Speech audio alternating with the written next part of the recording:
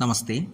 ഭാരതീയ വിദ്യാനികേതൻ്റെ എല്ലാ സ്കൂളുകളിലും ഏതാനും ചിന്മയ വിദ്യാലയങ്ങളിലും 5ാം ക്ലാസ്സിലെ സംസ്കൃത പാഠപുസ്തകത്തിൻ്റെ മലയാളം എക്സ്പ്ലനേഷൻ വീഡിയോ ഈ ഒരു വീഡിയോ മുതൽ ആരംഭിക്കുകയാണ്. നമുക്ക് ഒന്നാമത്തെ പാഠത്തിലേക്ക് കിടക്കാം. ഗജേന്ദ്രമോക്ഷഃ. ശ്രീയുതേ പാണ്ഡ്യരാജേ രാജാ ആസീത് ഇന്ദ്രദ്യുമ്നഃ. ഐശ്വര്യമുള്ള പാണ്ഡ്യരാജ്യത്തെ രാജാവായിരുന്നു ഇന്ദ്രദ്യുമ്നൻ. വിഷ്ണുഭക്തഃ സഹ ഏകദാ വിഷ്ണോഃ പൂജാർത്ഥം മലയപർവ്വതം അഗച്ഛത്. വിഷ്ണുഭക്തനായിട്ടുള്ള ഇന്ദ്രദ്യുമ്നൻ ഒരിക്കൽ പൂജ ചെയ്യുന്നതിനായിട്ട് മലയപർവ്വതം അഗച്ഛത്, മലയപർവ്വതത്തിലേക്ക് പോയി. അഗച്ഛത് എന്ന് പറഞ്ഞാൽ പോയി. തഥാ മഹർഷിഃ അഗസ്ത്യഃ തേന മാർഗേണ ആഗച്ഛത്. തഥാ ആ സമയത്ത് മഹർഷിയായിട്ടുള്ള അഗസ്ത്യൻ തേന മാർഗേണ ഇന്ദ്രദ്യുമ്നൻ പോയിക്കൊണ്ടിരിക്കുന്ന വഴിയിലൂടെ ആഗച്ഛത് വന്നു. ഇന്ദ്രദ്യുമ്നസ്യ മനസ്സി അഹം മഹാൻ വിഷ്ണുഭക്തഃ ഇതി അഹങ്കാരഃ ആസീത്. ഇന്ദ്രദ്യുമ്നൻ്റെ മനസ്സിൽ ഞാനൊരു വലിയ വിഷ്ണുഭക്തനാണ് എന്നുള്ള അഹങ്കാരം ഉണ്ടായിരുന്നു. ആസീത് ഉണ്ടായിരുന്നു. അതഃ സഹ പൂജാവേളായാം ആഗതസ്യ മഹർഷേഃ ഉപചാരാണീന അകരോത്. അതുകൊണ്ട് തന്നെ പൂജ ചെയ്യുന്ന സമയത്ത്, വേള എന്ന് പറഞ്ഞാൽ സമയം, പൂജ ചെയ്യുന്ന സമയത്ത് വന്നു ചേർന്ന മഹർഷേഃ അഗസ്ത്യ മുനിക്ക് ഉപചാരാണീന അകരോത്, വേണ്ട രീതിയിലുള്ള സൽക്കാരങ്ങളൊന്നും ചെയ്തില്ല. ഇന്ദ്രദ്യുമ്നസ്യ അഹങ്കാരം നാശയിതും അഗസ്ത്യഃ നിശ്ചിതവാൻ. ഇന്ദ്രദ്യുമ്നൻ്റെ അഹങ്കാരം നശിപ്പിക്കുന്നതിനായിട്ട് മഹർഷി തീരുമാനിച്ചു. മതയുക്തഃ ത്വം ഗജോ ഭവ. മതം ഇളകിയിട്ടുള്ള ആനയെ പോലെ പെരുമാറിയ കാരണം മതയുക്തനായിട്ടുള്ള നീ ഒരു ആനയായി തീരട്ടെ, ഒരു ആനയായിട്ട് മാറട്ടെ എന്ന് ഇതി സഹ ഇന്ദ്രദ്യുമ്നം അശപത്. മഹർഷി അഗസ്ത്യൻ ഇന്ദ്രദ്യുമ്നനെ ശപിച്ചു. തത് ശ്രുത്വാ പശ്ചാത്താപേന രാജ ശാപമോക്ഷം അയാചത. അത് കേട്ട് ശാപമോക്ഷം വേണമെന്ന് അഗസ്ത്യ മഹർഷിയോട് അപേക്ഷിച്ചു. ഭഗവതഃ വിഷ്ണോഃ അനുഗ്രഹേണ ശാപമോക്ഷഃ ഭവിഷ്യതി ഇതി മുനിഃ അവദത്. ഭഗവാനായിട്ടുള്ള വിഷ്ണുവിൻ്റെ അനുഗ്രഹത്താൽ നിനക്ക് ശാപമോക്ഷം സംഭവിക്കുമെന്ന് മുനി അനുഗ്രഹിച്ചു. ഏവം ഗജരൂപം പ്രാപ്തഃ ഇന്ദ്രദ്യുമ്നഃ ത്രികൂടപർവ്വതേ വാസം ആരബ്ധവാൻ. അങ്ങനെ ഗജത്തിൻ്റെ രൂപം, ആനയുടെ രൂപം പ്രാപിച്ച ഇന്ദ്രദ്യുമ്നൻ ത്രികൂടപർവ്വതത്തിലെ താമസം ആരംഭിച്ചു. സമുദ്രമധ്യേ സ്ഥിതസ്യ പർവ്വതസ്യ ത്രീണി അത്യുന്നതാനി ശൃംഗാണി ആസൻ. സമുദ്രമധ്യത്തിൽ സ്ഥിതി ചെയ്യുന്ന പർവ്വതത്തിൻ്റെ 3 അത്യുന്നതാനി ശൃംഗാണി, 3 ശിഖരങ്ങളുണ്ട്, 3 പീക്കുകളുണ്ട്. അത ഏവ തസ്യ ത്രികൂടം ഇതി നാമ. അതുകൊണ്ടാണ് ത്രികൂടം എന്നുള്ള പേര് വന്നു ചേർന്നത്. മല്ലികാ ചൂത പലാശ ഹരിചന്ദന ആദിഭിഃ നാനാവൃക്ഷലതാഭിഃ ആവൃതഃ ആസീത് അയം പർവ്വതഃ. ഒരുപാട് മഹാവൃക്ഷങ്ങളും നാനാ സസ്യലതാദികളാൽ സമ്പന്നമായിട്ടുള്ള ഒരു പർവ്വതമായിരുന്നു ത്രികൂടപർവ്വതം. നിർമ്മല ജലപൂർണാഹ ജലാശയാഹ. നിർമ്മലമായിട്ടുള്ള സമ്പൂർണ്ണം ജലം നിലനിൽക്കുന്ന, എക്കാലത്തും വറ്റാത്ത ഒരുപാട് ജലാശയങ്ങളും ഈ ത്രികൂടപർവ്വതത്തിൽ ഉണ്ടായിരുന്നു. ആസൻ എന്ന് പറഞ്ഞാൽ ഉണ്ടായിരുന്നു, ബഹുവചനം.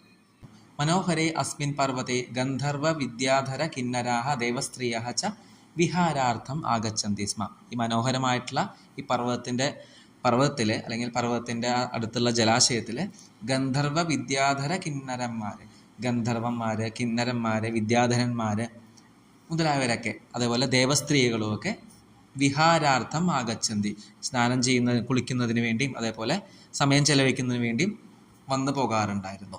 സ്മ എന്ന് പറഞ്ഞാൽ ഉണ്ടായിരുന്നു എന്നാണ് അർത്ഥം, പാസ്റ്റ് ടെൻസ് ആണ്. ഈദൃശേ ത്രികൂടപർവ്വതേ മതശാലി ബലശാലി ച സഹ ഗജഃ ഗജയൂഥസ്യ രാജ ഗജേന്ദ്രഃ അഭവത്. ഇത്തരത്തിലുള്ള ത്രികൂടപർവ്വതത്തിൽ മതശാലിയായിട്ടുള്ള ബലശാലിയായിട്ടുള്ള സഹ ഗജഃ, ആ ഗജൻ, ആ ഒരു ആന, സഹ ഗജഃ, ആ ഒരു ആന, ഗജയൂഥസ്യ രാജ, യൂഥ എന്ന് പറഞ്ഞാൽ ഗ്രൂപ്പാണ്, ആനകളുടെ രാജാവായിട്ട് ഗജേന്ദ്രൻ ആയിട്ട് മാറി.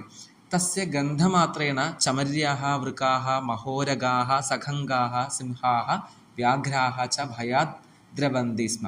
അപ്പോൾ ഈ ആനയുടെ മണം വരുന്ന മാത്രയിൽ, ആ സമയത്ത് തന്നെ ചമര്യാഹ, ചെമ്മരിയാട്, വൃകാഹ, ചെന്നായ്ക്കൾ, മഹോരഗാഹ, വലിയ വലിയ സർപ്പങ്ങൾ, സഖംഗാഹ, റൈനോസ്, സിംഹാഹ, സിംഹങ്ങൾ, വ്യാഘ്രാഹ, കടുവകൾ മുതലായവരൊക്കെ, അതായത് എല്ലാ മൃഗങ്ങളും ഭയപ്പെട്ട് ഓടിപ്പോയിരുന്നു.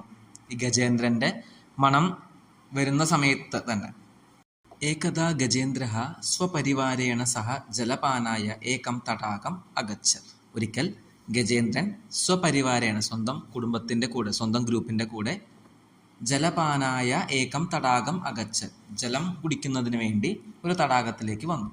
നാനാവർണ്ണാനി കമലാനി ഉത്പലാനി ച വിരാജന്തേ സ്മ തത്ര. ഒരുപാട് വർണ്ണത്തിലുള്ള, പല വർണ്ണങ്ങളിലുള്ള പൂക്കളും താമരകളും ഒക്കെ ഉണ്ടായിരുന്നു ആ തടാകത്തിൽ. തത്ര എന്ന് പറഞ്ഞാൽ അവിടെ. ഗജാഹ അമൃതോപമം സ്വച്ഛം ജലം യഥേഷ്ടം അപിബൻ. ആനകൾ അമൃതത്തിന് സമമായിട്ടുള്ള സ്വച്ഛമായിട്ടുള്ള, ക്ലീനായിട്ടുള്ള, പ്യൂറായിട്ടുള്ള വെള്ളം നല്ലപോലെ അവരുടെ ദാഹം തീരുന്നത് വരെ കുടിച്ചു.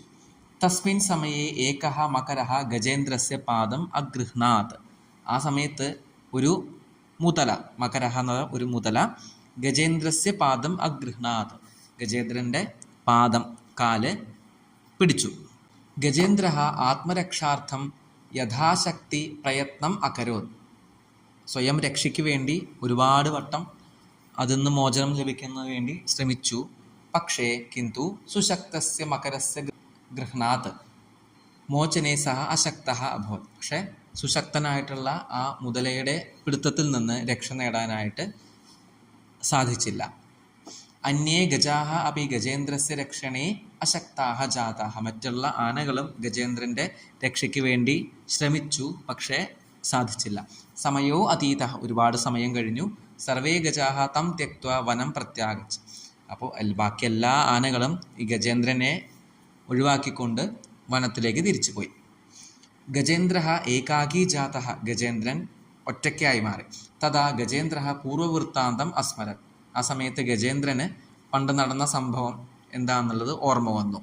അസ്മരത് എന്ന് പറഞ്ഞാൽ ഓർമ്മ വന്നു. സഹ തടാകേ സ്ഥിതം ഏകം കമലം ആദായ മഹാവിഷ്ണും സ്മരൻ മഹതാ ഭക്ത്യാ അർച്ചയത്.